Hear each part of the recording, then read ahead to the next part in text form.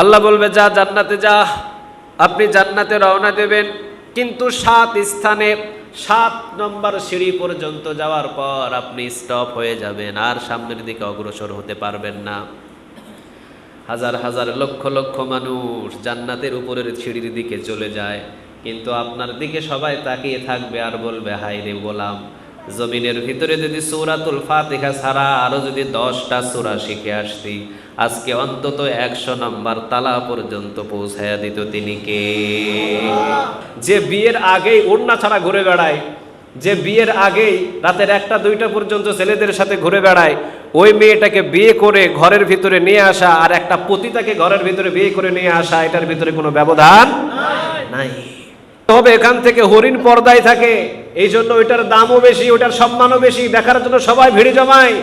আর পাঁঠা রাস্তাঘাটে সব জায়গায় দেখা যায়, এই জন্য এর সম্মান নাই, মর্যাদা নাই, গায়ে দুর্গন্ধ।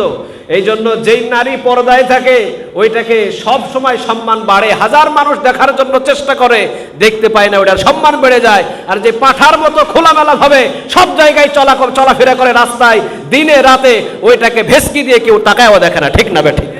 যদি শিক্ষা অর্জন করতেই হয় ঢাকা শহরে এসে, অবশ্যই তোমার পুরা ফ্যামিলি অথবা মাহরাম একজন ঢাকা শহরে তোমার মেয়ের রুমের ভিতরে আরেকজনকে রাখতে হবে, হয় নিজের ভাই, না হলে নিজের মা, অথবা নিজের বোন, অথবা নিজের স্বামী, অথবা নিজের বাবা, যে কোনো একজন মাহরাম রেখে লেখাপড়া করাতে হবে। এছাড়া বাড়ি থেকে শত শত কিলো দূরে মেয়ে লেখাপড়া করাও জায়েজ। সিলেট শাহজালালের মাজারে গিয়ে দেখেন, ওখানে অসংখ্য নারী, অসংখ্য পুরুষ, সেখানে গিয়ে ছেলে চাইতেছে, বাবা আমার একটা ছেলে দেন। নাই? কথা বলেন নাই? অসংখ্য চট্টগ্রাম মাজারগুলোতে চলে যান, সেখানে গিয়ে ছেলে চায়, মেয়ে চায়, ব্যবসায় উন্নত চায়। আরে আপনি যার দরবারে এসে চাওয়া শুরু করেছেন, এই দরবারে যে শুয়ে আছে উনিও সারা জীবন কার কাছে চাইছে?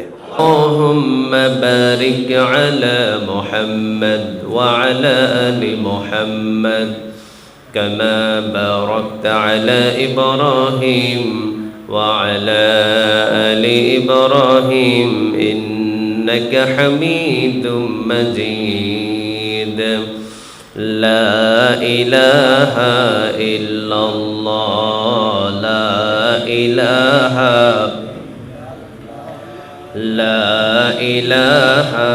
إلا الله لا إله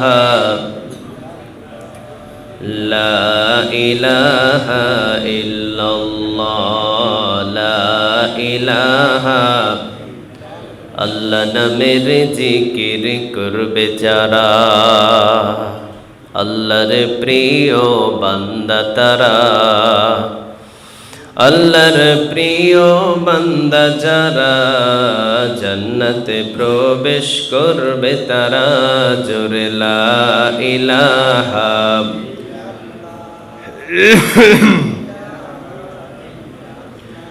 লা ইলাহা ইল্লাল্লাহু মুহাম্মাদুর রাসূলুল্লাহ সাল্লাল্লাহু আলাইহি ওয়াসাল্লাম। আপনারা সবাই কেমন আছেন? আলহামদুলিল্লাহ, আমিও ভালো আছি, সুস্থ আছি। আমাদের সবাইকে ভালো রাখেন তিনি কে?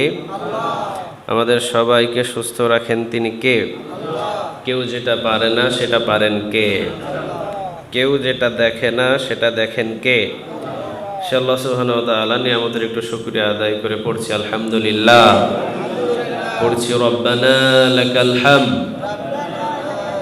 হামদান কাসীরান তাইয়িবান মুবারাকান ফি। পড়েন আল্লাহু আকবার কাবীরা আলহামদুলিল্লাহি কাসীরা সুবহানাল্লাহি বুকরাতাও ওয়া আসীলা সুবহানাল্লাহি ওয়া বিহামদিহি আদাদা খালকিহি ওয়া রিদা নাফসিহি ওয়া জিনাতা আরশিহি ওয়া মিদাদা কালিমাতি। পড়েন লাকাল হামদ বিল কুরআন, লাকাল হামদ বিল ইসলাম, লাকাল হামদ বিআসমাইক হুয়া লাকা বিহি সাম্মাইতুহু, লাকাল হামদ ইয়া রাব কামা ইয়ানবাগি লিজালালি ওয়াজহিক ওয়া আযীমি সুলতানিক। প্রশংসাগুলো করলাম কার? আমাদের জীবনের সব জায়গায় সব স্থানে প্রশংসা হবে কার? আমরা কার গোলাম বলেন তো দেখি, সবাই বলেন আমরা কার গোলাম? কোনো সন্দেহ আছে? সবাই বলেন না, সন্দেহ আছে? নাই। এ হয়েছে তো বাস, যা টিপি হয়েছে, আর আর সুইচ দিতে হবে না। ওমা খলাকতুল জিন্না ওয়াল ইনসা ইল্লা লিয়াবুদুন। আমাদেরকে গোলাম করে বানাইছেন তিনি কে? তা আমরা আল্লাহ সুবহানাহু ওয়া তাআলার গোলাম, আমরা গোলামি করতে অভ্যস্ত। গোলামি করতে আমাদের আনন্দ লাগে না? কষ্ট লাগে? যে আল্লাহ যদি আমাদেরকে এই গোলামি থেকে মুক্ত করে দিত তাহলে মনে হয় ভালো হতো, এরকম কারো চিন্তা ভাবনা আছে? না, বরং আমাদের গোলামি করতে আমরা কলিজাতে শান্তি পাই। ঠিক না বে ঠিক? আমরা গোলাম জাত। তা আমরা যেহেতু গোলাম, তা আমরা মসজিদে এসেছি আল্লাহ সুবহানাহু ওয়া তাআলার গোলামি করার জন্য। ঠিক না বে ঠিক? তবে এখান থেকে আমাদের কিছু শিখতে হবে। যদি আমরা না শিক্ষা অর্জন করি, যদি আমরা অশিক্ষিতভাবে থাকি, কিয়ামতের দিন জবাব নেবেন তিনি কে? আল্লাহ। আমরা এখানে প্রতি জুমায় একটা বিষয় আলোচনা করি, এখান থেকে কিছু শিক্ষা নেওয়ার চেষ্টা করবো ইনশাআল্লাহ। অন্ধকারের ভিতরে যদি একজন মানুষকে ছেড়ে দেওয়া হয় আর এখান থেকে যদি বলা হয় তুমি কুটির হাটে চলে যাও, অন্ধকার অমাবস্যার রাতে, ও কি যাইতে পারবে? ঘুটঘুটে অন্ধকার, লাইট নাই, ও যে কোনো খালের নিচে পড়ে যেতে পারে, যে কোনো ভাঙা রাস্তায় পা দিয়ে চিলিপ খায় উল্টে পড়ে যেতে পারে, পথ হারিয়ে যেতে পারে, সোজা পথ ছেড়ে দিয়ে কুটির হাট না গিয়ে উল্টা আবার দাগুন ভুঁইয়ার দিকে চলে যেতে পারে। ঠিক না বে ঠিক? আর যদি একটা টর্চ লাইট থাকে কোনো অসুবিধা হবে? এই যে বিদেশি যে টর্চ লাইটগুলো, এই টর্চ লাইটগুলো যদি তার হাতে একটা থাকে, কুটির হাট না, ও ফেনী শহর ঘুরে চলে আসতে পারবে। ঠিক না বে ঠিক? তো ইসলাম, আমরা সবাই বলি মুসলমান, কিন্তু মুসলমানের ধর্মতে চলতে হলে কিছু শিক্ষার দরকার আছে। ওই শিক্ষা যদি আপনার কাছে না থাকে, ওই যে টর্চ লাইটের মতো ওই লাইট যদি আপনার ভিতরে না থাকে, আপনাকে গুমরাহি হয়ে যেতে পারে, রাম বাবরা আপনাকে দখল করে নিতে পারে, হয়তো এমন একটা রাস্তায় আপনাকে টেনে হিঁচড়ে নিয়ে যেতে পারে যেখানে রাস্তায় গেলে ইমানটা নষ্ট হয়ে যেতে পারে। ঠিক না বে ঠিক? এই জন্য আমাদের কিছু শিক্ষা দরকার, আমাদের কিছু জানা দরকার যে এটা হালাল, এটা হারাম। আমাকে দিয়ে যদি কেউ হারাম কাজ করতে চায়, আমি যেন দেখেই বুঝে ফেলি যে এই কাজটা হলো আমার জন্য হারাম, এই কাজটা আমার জন্য হালাল নয়।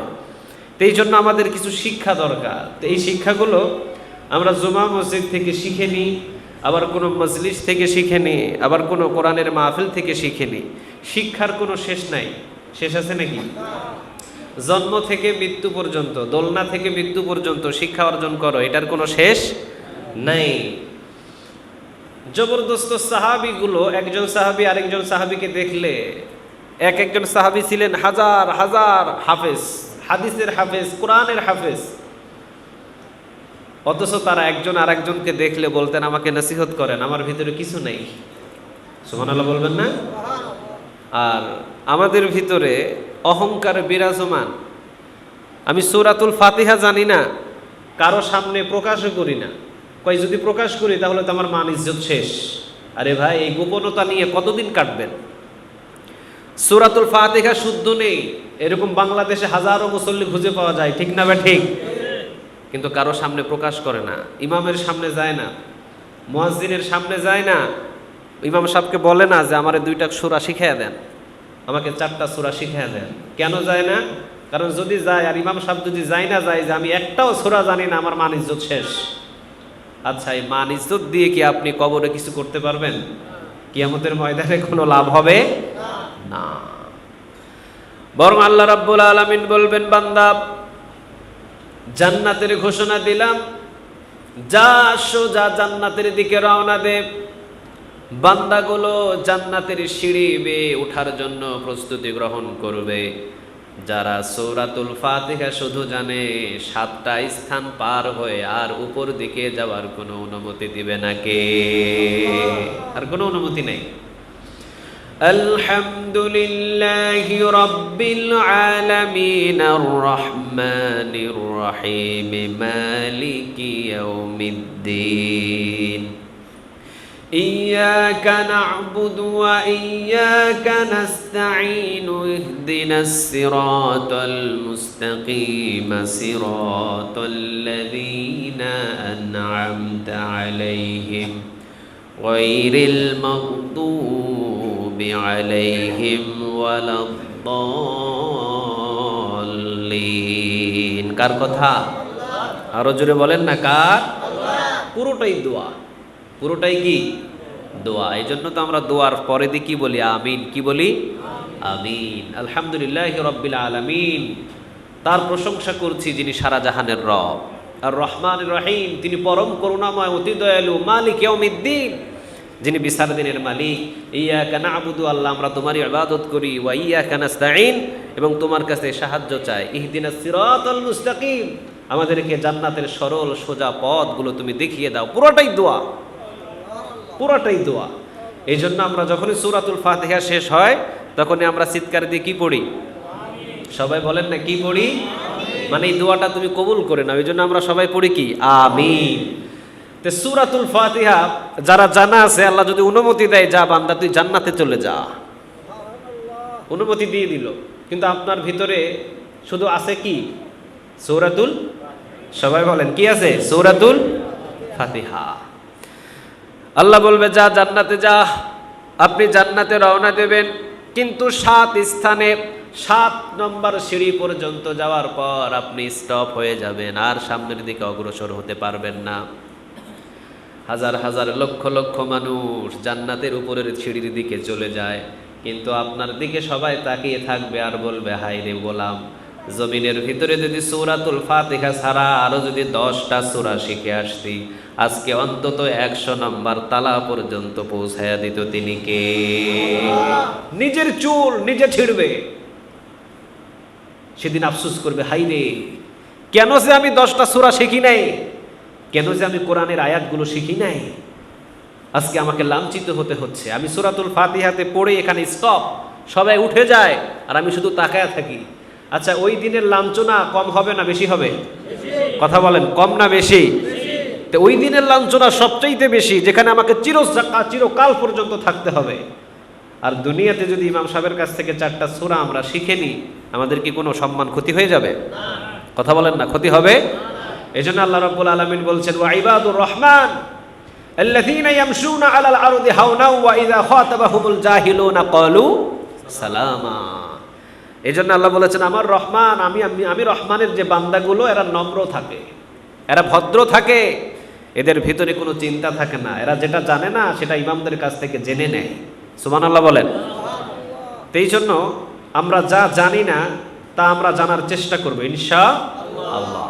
যে কোনো ছোট্ট বিষয় আপনার জানা নাই আপনি প্রশ্ন করবেন ইসলামটা হলো জানার জিনিস অন্যান্য ধর্ম গিয়ে দেখেন ওরা কিছুই জানে না ওদের ধর্মীয় গুরুগুলো যা বলে ওরা সেইটাই করে ওদেরকে বলে গরুর মুখ খা ওইটাই খায় কথা বল না কেন গরুর গোবর খা ওইটাই খায় কোনটা হালাল কোনটা হারাম ওইটা জানে না তারা আর আমাদের ইসলামে এমন নিয়ম আছে এমন কিছু মুসল্লি আছে ওরা যদি বলেন এইটা করেন তো উনি বলবে না হুজুর এটা তো হারাম আপনি জানলেন কেমনে আমি ঢাকা শহরে এক মসজিদে জুমা পড়ছিলাম ওখানে শুনছি ওই হুজুর বলছে এটা হারাম সুবহানাল্লাহ বলেন কারণ আমাদের ধর্মীয় ইসলামী ধর্মের ভিতরে এমনও কিছু মুসল্লি আছে যে অসংখ্য ইমামের থেকেও অসংখ্য যোগ্যতা লাভ করে বসে থাকে ঠিক না ঠিক তো ইসলামটা হলো জানার জিনিস অন্য ধর্মের মতো নয় যে ধর্মীয় গুরু যেটা বলে ওইটাই করে না এই জন্য আমরা প্রতিটা জুমায় যারা আসি আমরা জেনে শুনে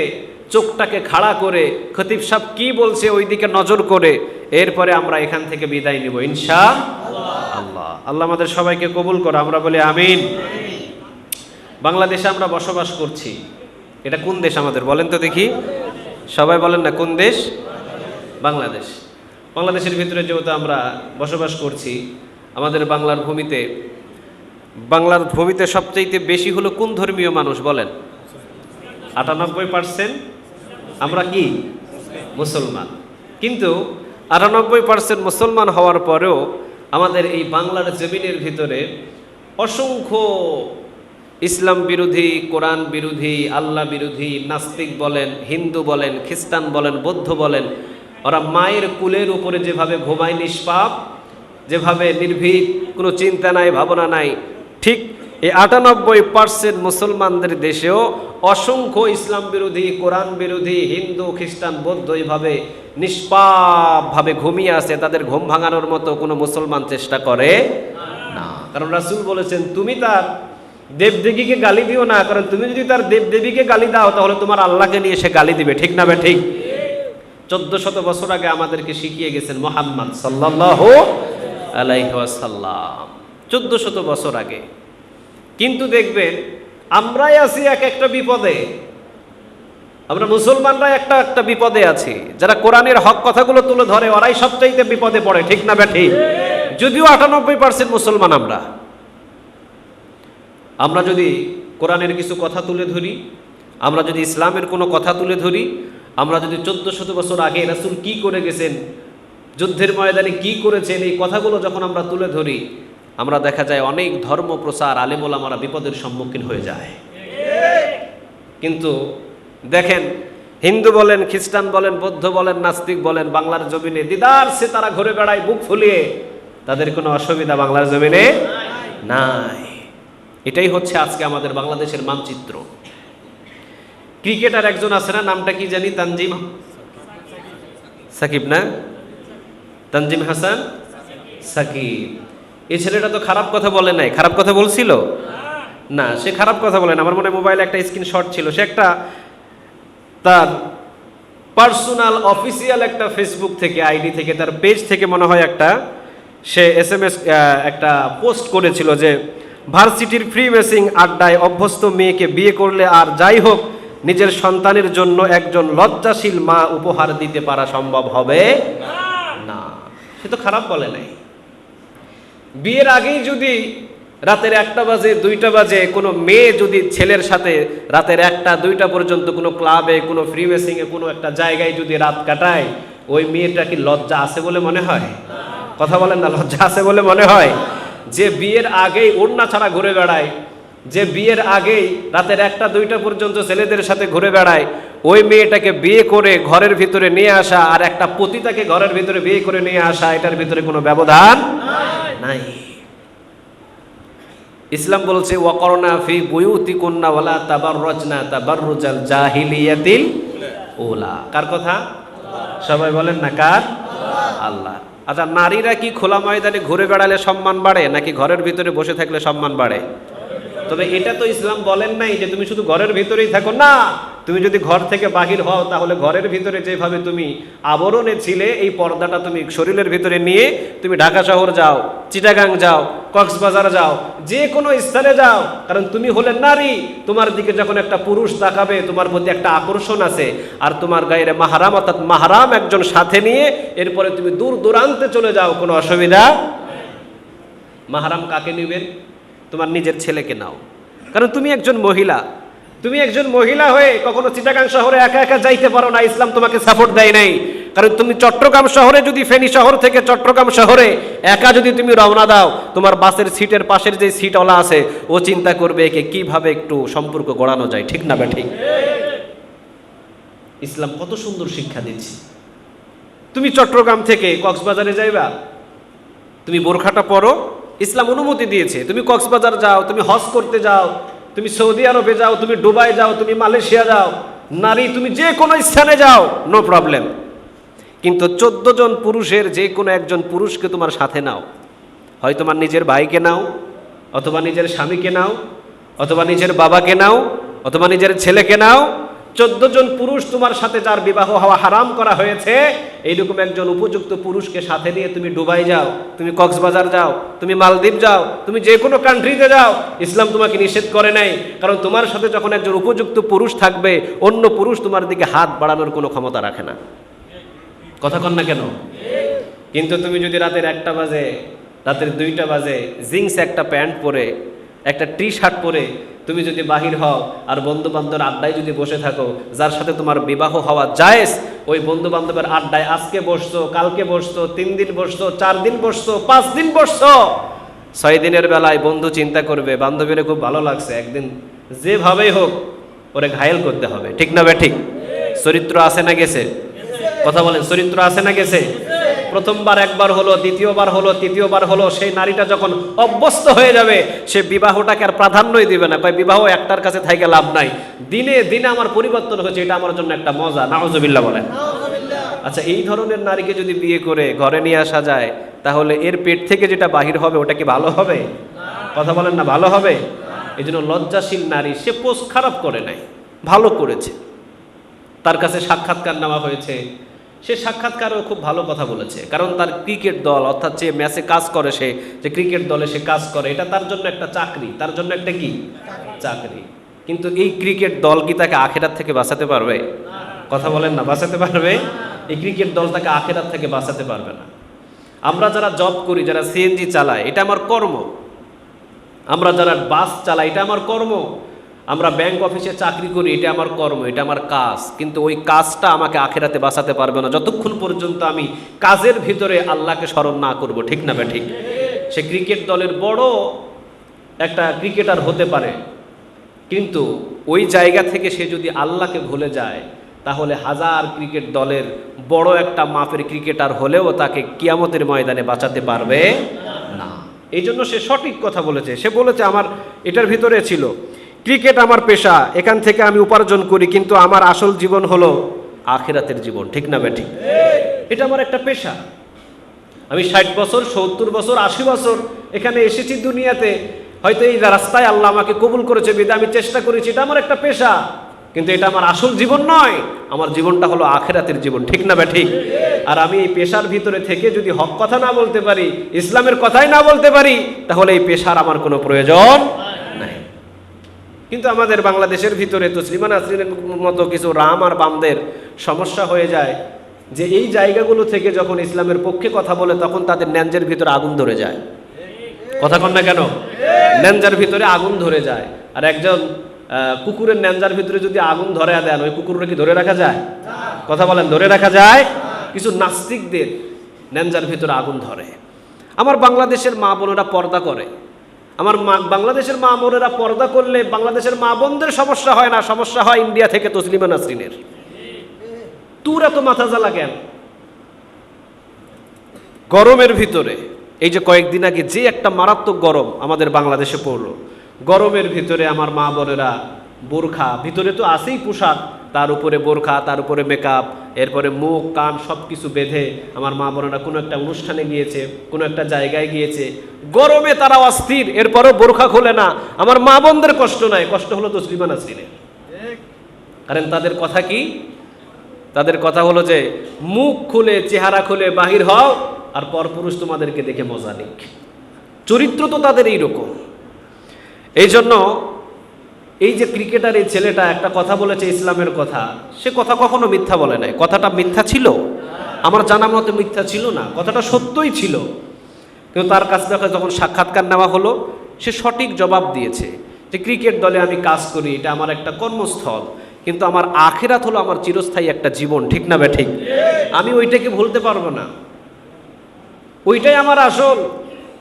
এখান থেকে আমরা একটা শিক্ষা নিই, আমরা যে কাজেই নিয়োজিত হই, আমার নেতা গাঁজাখোর, মদখোর, ইয়াবাখোর, ওই নেতা যদি আমাকে বলে যে তুমিও গাঁজা খাও, তুমিও মদ খাও, তুমিও ইয়াবা খাও, তুমিও মানুষ খুন করো, পথটাকে ভুলে যান, আসল পথে ফিরে আসেন, কারণ ওই নেতা কিয়ামতের দিন আপনাকে বাঁচাতে পারবে না। ঠিক না বেঠিক?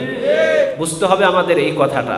এই ছেলেটা খারাপ কথা বলে নাই, এই ছেলেটার কথাটা পুরোটাই ভালো কথা ছিল, এবং অসংখ্য মানুষ এই ছেলেটার কথাটাকে সাপোর্ট দিয়েছে। কিন্তু রাম আর বাম আছে বাংলাদেশে, কম না বেশি?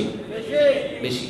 কেউ কেউ বলছে এই ছেলেটা এই দলে কাজ করে কিভাবে, এই ছেলেটা এই দলের ভিতরে জায়গা পেল কিভাবে? সে তো চুরি করে নাই, সে তো ডাকাতি করে নাই, সে হক কথাই তো তুলে ধরেছে। এই জন্যই বললাম বাংলাদেশ 98% মুসলমানের দেশ, কিন্তু হক কথাগুলো তুলে ধরার মতো বাংলাদেশে বড় দায় হয়ে গেছে। ঠিক না বে ঠিক? বড় দায় হয়ে গেছে। সে তো খারাপ কথা বলে নাই, সে ভালো কথাই বলেছিল। মেয়েরা পর্দার ভিতরে থাকলে সম্মান বাড়ে না কমে? সবাই বলেন, বাড়ে না কমে? আচ্ছা, হরিণ যদি আপনাদের এই জায়গায় একটা নিয়ে আসা হয়, দেখার জন্য সবাই যাবেন কি যাবেন না? কারণ হরিণ তো আপনি দেখেন না, হরিণ থাকে পর্দার ভিতরে। ঠিক না বে ঠিক? হরিণ কোথায় থাকে? পর্দায়। সে হয়তো থাকে বন জঙ্গলে, তাকে বছরেও একবার দেখা যায় না। হুট করে যদি একটা হরিণ এখানে চলে আসে, তাকে দেখার জন্য সবাই ভিড় জমাবে। আচ্ছা, এখানে যদি আপনাদের মসজিদের সামনে যদি একটা নিয়ে আসা হয়, এই যে আপনার এই ছাগলের পাঁঠা চিনেন তো? গায়ে দিয়ে সবসময় সুগন্ধ বাইর হয় না? হ্যাঁ, সুগন্ধ না দুর্গন্ধ? একটা পাঁঠা যদি আপনার এই মসজিদের সামনে নিয়ে এসে বেঁধে রাখা হয়, দেখতে কে কে যাবেন? কেউ যাবেন না। যারা জবাব দেয় না ওরা যাবে, কারণ ওদের রুচি পাঁঠার মতো। যারা জবাব দেয় না ওরা পাঁঠা দেখার জন্য কেউ যাবেন? এবার সবাই কয় না, পাঁঠা দেখার জন্য কেউ যাবেন না। কেন? কারণ আপনার বাড়ির ডান দিকেও পাঁঠা, বাম দিকেও পাঁঠা, রাস্তার পাশেও পাঁঠা, সব জায়গায় পাঁঠা বাঁধা। আপনি দেখে দেখে অভ্যস্ত, এই জন্য পাঁঠা দেখার আপনার রুচি নেই। কিন্তু হরিণ দেখার রুচি বেশি, কারণ বছরেও একবার হরিণ দেখা যায় না, ঠিক না ঠিক? বুঝতে হবে এখান থেকে কি নিয়ে আসছেন এখন, বুঝতে হবে এখান থেকে হরিণ পর্দায় থাকে, এই জন্য ওইটার দামও বেশি, ওইটার সম্মানও বেশি, দেখার জন্য সবাই ভিড়ে জমায়। আর পাঁঠা রাস্তাঘাটে সব জায়গায় দেখা যায়, এই জন্য এর সম্মান নাই, মর্যাদা নাই, গায়ে দুর্গন্ধ। এই জন্য যেই নারী পর্দায় থাকে ওইটাকে সব সময় সম্মান বাড়ে, হাজার মানুষ দেখার জন্য চেষ্টা করে, দেখতে পায় না, ওটার সম্মান বেড়ে যায়। আর যে পাঁঠার মতো খোলামেলা ভাবে সব জায়গায় চলাফেরা করে রাস্তায় দিনে রাতে, ওইটাকে ভেসকি দিয়ে কেউ তাকায়ও দেখে না, ঠিক না ঠিক? তাকায়ও দেখে না। এই জন্য আল্লাহ সুবহানাহু ওয়া তাআলা বলছেন যে যেটা পর্দার ভিতরে থাকে সেটার সম্মান সবসময় বেশি, আর যেটা পর্দার বাহিরে ঘোরাফেরা করে ওইটার সম্মান মোটেও নাই। আজকে হয়তো শরীরের ভিতরে কিছুদিন রং আছে বা একটু স্টাইল ভাবে চলছে, কিছু দেখছে, কিন্তু দেখবেন যাদের সাথে চলাফেরা করে ওই বন্ধুরাই তাদেরকে জীবনেও বিয়েও করে না। হাজার হাজার রিপোর্ট আছে এরকম। দেখবেন 10 জন বন্ধু, তার ভিতরে 5 জন হয়তো মহিলা, ওরা একই সাথে চলাফেরা করেছে, একই ক্লাসে লেখাপড়া করেছে, কিন্তু ওদেরকে যখন ওই মেয়েরা অফার দেয় আমাকে বিয়ে করো, কয় না না না, তোমাকে কেমনে বিয়ে করবো, কারণ তুমি আমার সাথে যা করছো এরকম কত পুরুষের সাথে করে আসছো, এটা কি বলা যায়? যাদের সাথে চলাফেরা করলো তারাই বিবাহ করে না, ঠিক? তারা খোঁজাখুঁজি করে ওই ছেলেরাই, কোন একটা মাদ্রাসার ছাত্রী আছে, কোথায় গ্রামের একটা মেয়ে ভদ্র আছে, ওই মেয়েগুলোকে ছেলেরা বিয়ে করে নিয়ে যায়। আর ওই যে মেয়েরা যারা পর্দা ছাড়াই চলাফেরা করে, ওদের জন্য সাদে মাল নাই, চাচা ছাড়া কোনো উপায় থাকে না। ভালো ভদ্র ছেলে তাদেরকে আর বিয়ে শাদী করতে চায় না। তো সম্মানটা হলো পর্দার ভিতরে থাকলে বাড়ে নাকি পর্দার বাহিরে ঘুরলে বাড়ে? কোনটা? পর্দার ভিতরে থাকলে সম্মান বাড়ান কে? 1400 বছর আগে কে বলেছেন? আল্লাহ। তো ইসলামের সবকিছুই হালাল আছে। একজন মহিলা ঢাকা শহরে থাকতে পারবে, একজন মহিলা চট্টগ্রাম শহরে, ফেনী শহর থেকে থাকতে পারবে, তবে তার সাথে একজন মাহরাম থাকতে হবে। মাহরাম ছাড়া ওই মহিলা কখনো থাকা জায়েজ নাই। তো এখানেই তো সর্বপ্রথম আমি এই তানজিম হাসান সাকিবের কথা আমি বলছি না, আমি বলছি যারা ইউনিভার্সিটির যে কোনো মেসে থাকে, অথবা রাজশাহী শহর থেকে, নরসিংদী থেকে, বাহিরের যে কোনো ডিস্ট্রিক্ট থেকে এসে ঢাকা শহর মেসে থাকছে, আমি বলছি থাকাটা ইসলাম তোমাকে সাপোর্ট করে না। কেন করে না জানেন? কারণ বরিশাল শহর থেকে ঢাকা শহরে যদি একজন নারী আসতে হয়, তার সাথে মাহরাম থাকা জরুরি নয়? কথা বলেন, মাহরাম থাকা জরুরি নয়? কারণ রাসূল বলেছেন যখন কোনো মহিলা ঘর থেকে বাহির হবে তখন পর্দা পরেই বাহির হবে, কিন্তু একজন পুরুষ থাকতে হবে, আর সেই পুরুষটা থাকবে মাহরাম। যে মাহরামটা তার সাথে বিয়ে হওয়াটা কি হারাম? বিয়ে হওয়াটা কি হারাম? নিজের ছেলেকে কি বিয়ে করতে পারবে? নিজের ভাইকে কি বিয়ে করতে পারবে? নিজের বাবাকে কি বিয়ে করতে পারবে? নিজের স্বামী তো হয়ে আছে, ওই স্বামীকে কি আবার বিয়ে করতে পারবে না। এরকম মাহরাম নিয়ে বাহির হওয়ার জন্য বলেছে ঘর থেকে বাহির হলে। তো তুমি বরিশাল থেকে একটা মেয়েকে তুমি ঢাকা শহরে রাখছো মেসের ভিতরে, এই মেয়েটা একা একা থাকে একটা রুমের ভিতরে, এই মেয়েটাকে কি থাকা ইসলাম বৈধ না অবৈধ করেছে? বৈধ করেছে না অবৈধ করেছে? যদি শিক্ষা অর্জন করতেই হয় ঢাকা শহরে এসে, অবশ্যই তোমার পুরা ফ্যামিলি অথবা মাহরাম একজন ঢাকা শহরে তোমার মেয়ের রুমের ভিতরে আরেকজনকে রাখতে হবে, হয় নিজের ভাই, না হলে নিজের মা, অথবা নিজের বোন, অথবা নিজের স্বামী, অথবা নিজের বাবা, যে কোনো একজন মাহরাম রেখে লেখাপড়া করাতে হবে। এছাড়া বাড়ি থেকে শত শত কিলো দূরে মেয়ে লেখাপড়া করাও জায়েজ? কথা বলেন, জায়েজ নাই। এই জন্য আমি তানজিম হাসান এই সাকিবের কথাটাকে আমি সাপোর্ট দিয়েছি, যে খারাপ কথা বলে নাই। আল্লাহ তাআলা জানে মালে বারাকা দান করুক, আমরা বলি আমিন। তাকে অটল পথে চলার তৌফিক দান করুক, আমরা বলি আমিন। আসুন আমরা যে কথাগুলো আজকে শুনবো সে কথাগুলো আমরা আলোচনা করি। ওয়া ইবাদুর রহমান, রহমানের বান্দা সম্পর্কে আমরা কথা শুনছিলাম। আমরা কার বান্দা হতে চাই? সবাই বলেন, কার বান্দা হতে চাই? আল্লাহ যা বলে সেটা মানতে রাজি আছেন তো সবাই? আল্লাহ বলেছে হারাম খাওয়া যাবে না, সবাই মানতে রাজি আছেন তো? আল্লাহ বলেছেন হালাল খাও, আমরা খেতে রাজি আছি তো? তাহলে আজ থেকে হারাম বাদ দিলাম, হালালটাকে আঁকড়ে ধরলাম ইনশাআল্লাহ। আল্লাহ রাব্বুল আলামিন বলছেন 6 নম্বরে রহমানের বান্দাদের কোয়ালিটি সম্পর্কে। আল্লাহ রাব্বুল আলামিন বলছেন ওয়াল্লাযীনা লা ইয়াদউনা মা'আল্লাহি ইলাহান আখার। আল্লাহ রাব্বুল আলামিন বলছেন আমি রহমানের বান্দাদের 6 নম্বর কোয়ালিটি হলো তার সাথে অন্য কোনো ইলাহাকে আর সংযুক্ত করে ডাকে না। সুবহানাল্লাহ বলেন। আচ্ছা, আমাদের রব কয়জন বলেন তো দেখি? সবাই পড়েন, কুল হুয়াল্লাহু আহাদ আল্লাহুস সামাদ লাম ইয়ালিদ ওয়া লাম ইউলাদ ওয়া লাম ইয়াকুল লাহু কুফুয়ান আহাদ। বলেন কথাটা কার? কুল হুয়াল্লাহু আহাদ, আল্লাহ এক, অদ্বিতীয়। আল্লাহুস সামাদ, তিনি অমুখাপেক্ষী। লাম ইয়ালিদ, তিনি কাউকে জন্ম দেন নাই। ওয়ালাম ইউলাদ, তাকেও কেউ জন্ম দেয় নাই। ওয়ালাম ইয়াকুল লাহু কুফুয়ান আহাদ, তার সমতুল্য আর পৃথিবীতে কেউ নাই। ঠিক না বে ঠিক? তাহলে আল্লাহ কয়জন? আরো জোরে বলেন। এই জন্য আল্লাহ রাব্বুল আলামিন বলছেন ওয়াল্লাযীনা লা ইয়াদউনা মা'আল্লাহি ইলাহান আখার। বান্দারে, আমি আল্লাহ রাব্বুল আলামিনের যারা বান্দা হতে চায়, আমি রহমানের যারা বান্দা হতে চায়, তারা আমি আল্লাহ রাব্বুল আলামিনকে ছাড়া পৃথিবীর আর কারো কাছে চাই না। চাইবো একজনের কাছে, তিনি কে? কার কাছে চাইবেন? আল্লাহর কাছে। কিন্তু বাংলাদেশের ভিতরে কপাল পোড়া কিছু মুসলমান আছে, গিয়ে দেখবেন।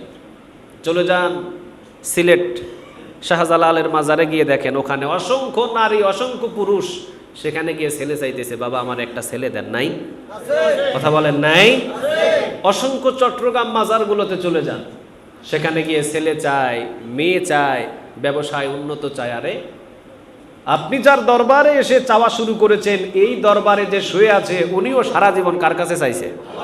আরো জোরে বলেন, কার কাছে? উনি তো সারা জীবন আল্লাহর কাছে চাইছে। তা আপনি এখানে কেন এসেছেন বোঝানোই যায় না। এই জন্য আল্লাহ রাব্বুল আলামিন বলছেন ওয়াল্লাযীনা লা ইয়াদউনা মা'আল্লাহি ইলাহান আখার, জীবনে কোনোদিন আমি আল্লাহ রাব্বুল আলামিন ছাড়া আর কাউকে তারা সংযুক্ত করে না। আমি আল্লাহ রাব্বুল আলামিনের ইবাদত করে, আমি আল্লাহ রাব্বুল আলামিনকেই শুধু ডাকে। আমি আল্লাহ ছাড়া দ্বিতীয় তাদের কোনো আর ইলাহা নাই। সুবহানাল্লাহ বলেন। তাহলে আমাদের রব একজন, তিনি কে? একবার ডাক দেন তো চিৎকার দিয়ে, আল্লাহ। আরেকবার জোরে বলেন, আল্লাহ। মজা কম লাগে না বেশি লাগে? আচ্ছা, জন্মের পর থেকে আল্লাহর নামটা ডাকতেছেন, কোনোদিন বিরক্ত হয়েছেন? বিরক্ত হয়েছে কোনোদিন? বরং যত ডাকি ততই মজা। ঠিক না? ঠিক। যতবার ডাকি ততই মজা লাগে। কে মজা দেন? আল্লাহ। ওয়াল্লাযীনা লা ইয়াদউনা মা'আল্লাহি ইলাহান আখার। এজন্য আল্লাহ রাব্বুল আলামিন বলছেন আমি রহমানের 6 নম্বর, রহমানের বান্দাদের 6 নম্বর গুণ হলো তারা আমি আল্লাহ ছাড়া কোনো ইলাহাকে মানে না। কোন কোন ধর্ম আছে তাদের রব হলো 3 জন, কোন কোন ধর্ম আছে তাদের রব হলো 5 জন, কোন কোন ধর্ম আছে তাদের রব হলো 10 জন, কোন কোন ধর্ম আছে তাদের রবের ছেলেও আছে। নাউজুবিল্লাহ বলেন। আবার আমাদের বাংলাদেশের ভিতরে চীনা জানা একটা ধর্ম